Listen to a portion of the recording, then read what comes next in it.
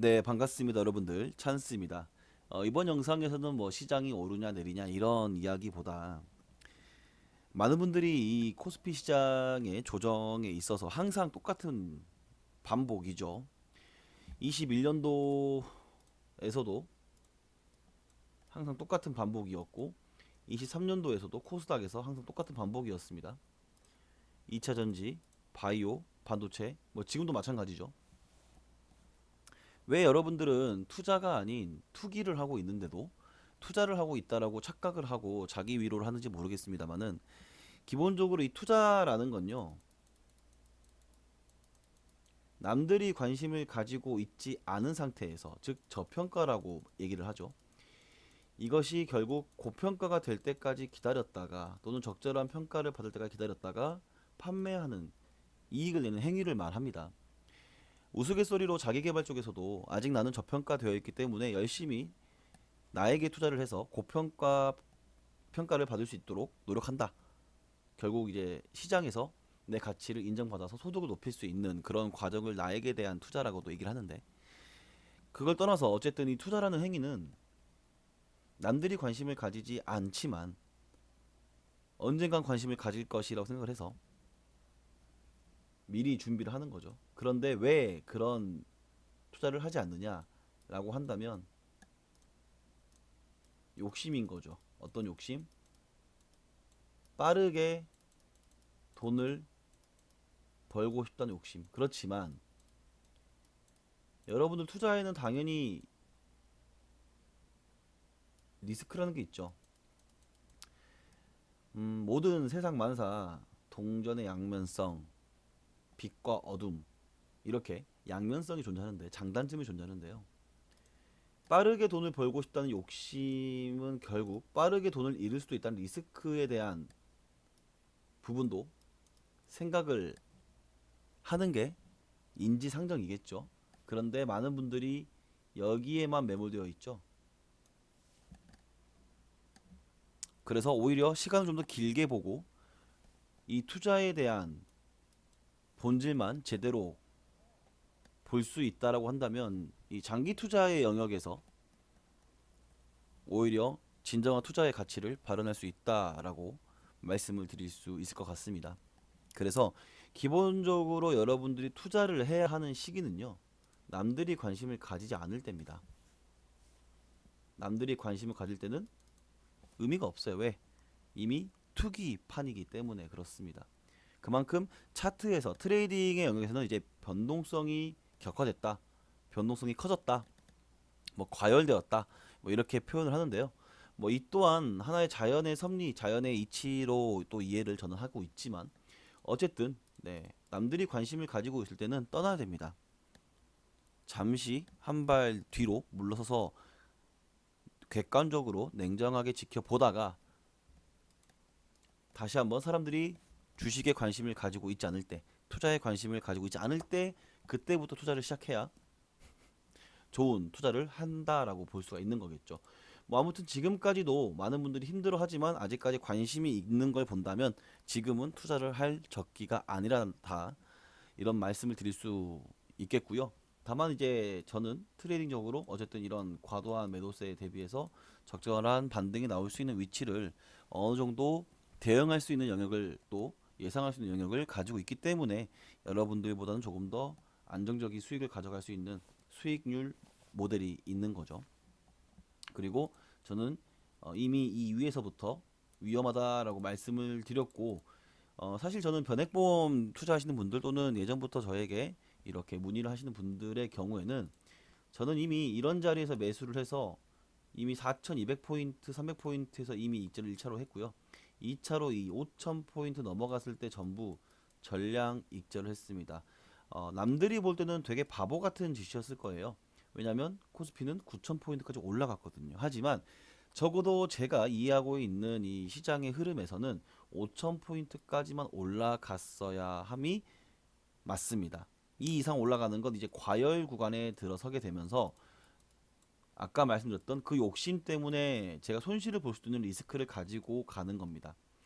그래서 오히려 이 오버슈팅에 대한 것을 가지고 가고 싶다면 이 수익금만 가지고, 일부만 가지고 노려볼 수는 있었을 겁니다. 왜냐면 여기서 다시 한번 재돌파가 나왔기 때문에. 하지만 저는 이 역시 그냥 관망만 했습니다. 제가 올해 3월, 4월부터 계속해서 코스피를 관망했을 거예요. 곧버스나 숏을 잡긴 했습니다만은 이런 자리에서 매수를 해서 먹어봐야 7,500포인트, 8,000포인트 정도까지만 제가 그때 상승의 부분을 말씀드렸고, 이 위에는 전부 다 위험하다라고 말씀을 드렸고요. 전국에는 이제 8,900포인트, 9,000포인트 이상에서는 저항이 나온다라고 해서 계속해서 곧버스 그리고 이 흐름이 끊겼을 때 여기서 제대로 된 곧버스 매수를 하셔야 됩니다. 네, 여기 손들 잡고 들어가면 됩니다. 그러면 6,600까지 내려오고 2차로 5,200까지 열려 있습니다라는 것을 제 경험상 제가 이해해야 하는 차트의 기술적 분석으로 1차 익절가, 2차 익절가를 말씀을 드릴 수 있었던 것이고, 여기서 반등을 먹고 빠져나올 수 있었던 겁니다.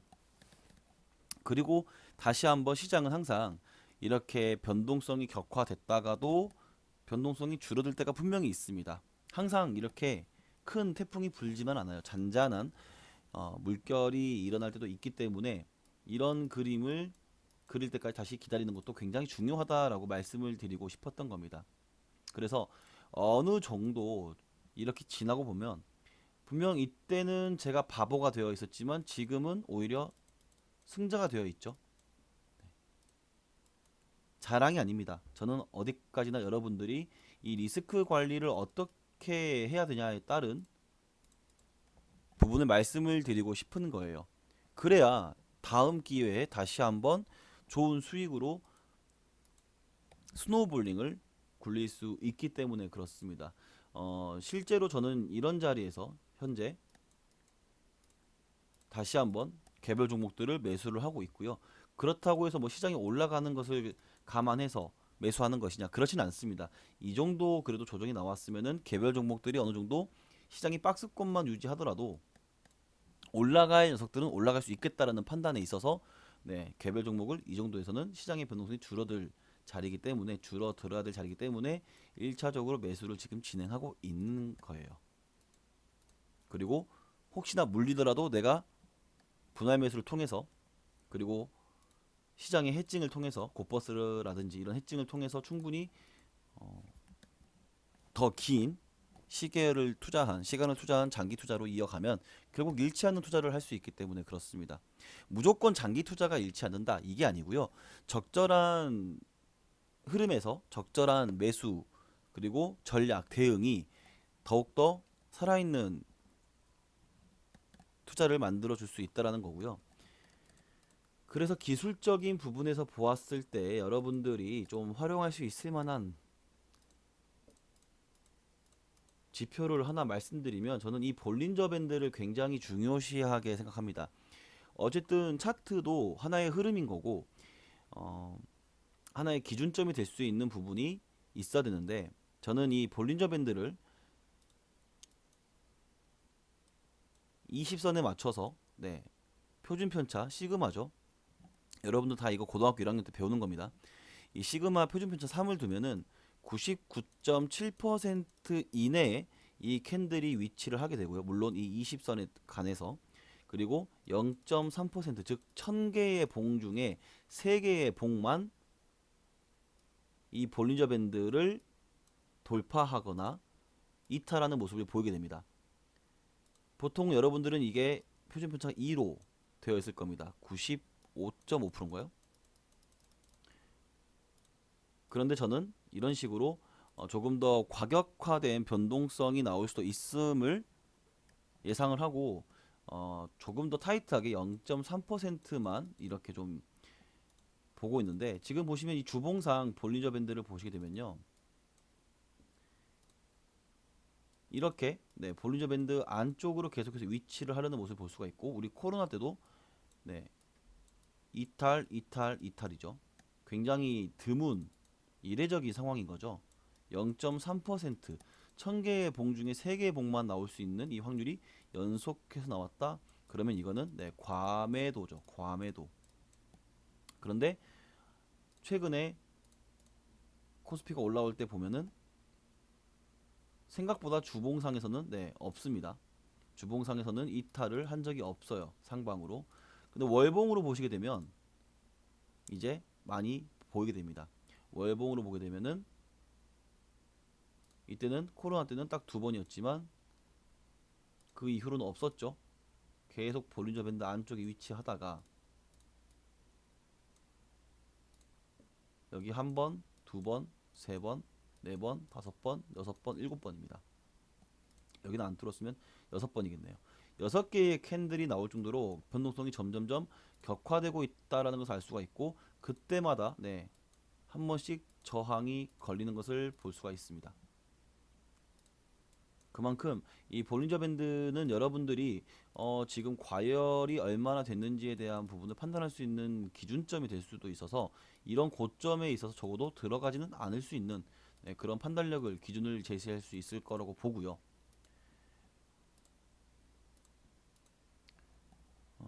여기다가 이제 볼린저 밴드가 이렇게 줄어들었다가 다시 늘어나는 네, 변동성의 시작점을 또 여러분들이 알 수도 있습니다. 그렇다고 해서 무조건 이렇게 늘어났다 해서 이렇게 올라가는 것도 아닙니다. 잘 보시면 여기도 늘어났지만 결국 조정이 나오죠. 그런데 여기 늘어났는데 더 올라오죠. 그렇기 때문에 무조건이라는 게 없고 다만 대응할 수 있는 기준점이 될 수 있다라는 겁니다. 여기도 마찬가지로 올라갔지만 2016년도에 올라갔지만 다시 떨어지죠.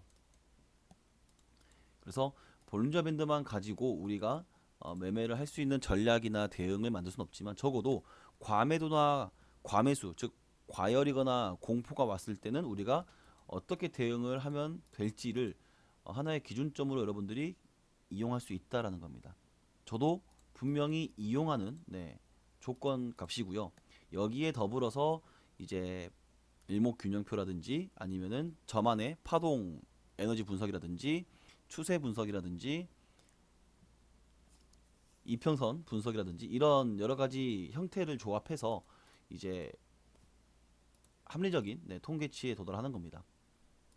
그래서 연봉을 보시게 되면은 네, 이렇게 과열되어 있는 부분을 알 수가 있겠죠. 그리고 볼린저 밴드 또한 어쨌든 이 기준점이 20선이기 때문에 20년 동안에 이게 5년으로 되는지 모르겠네요. 네, 연봉은 5년이네요. 5년 동안에 있었던 부분들에 대한 시간의 크기이기 때문에 당연히 주봉보다 월봉이, 월봉보단 연봉이 훨씬 더 신뢰도가 높습니다. 시간의 가치를 함축하고 있는 이평선을 기준으로 볼린저 밴드를 짜온 거기 때문에 시간이 길면 길수록 그 에너지의 힘이 굉장히 강합니다. 이거는 조금 이제 얼렁뚱땅 또는 무슨 해괴망측한 이야기라고도 여러분들이 느낄 수 있겠지만 어쨌든 이 시간의 에너지를 무시할 수가 없어요. 그래서 이 두 번째로 말씀드릴 게 이제 이평선이고 그리고 어느 정도 이 이평선과 볼린저 밴드에 대한 개념이 좀 정립이 되면 그 다음에 이제 파동 에너지도 여러분들이 보실 수가 있을 것이고 여기에 따라서 추세 전환이라는 것도 여러분들이 기술적 분석을 통해서 대응할 수 있는 영역이 이렇게 늘어나게 됩니다. 사실 저는 일목균형표는 그렇게 크게 신경 쓰지 않아요. 그냥 형태만 좀 보는 편입니다.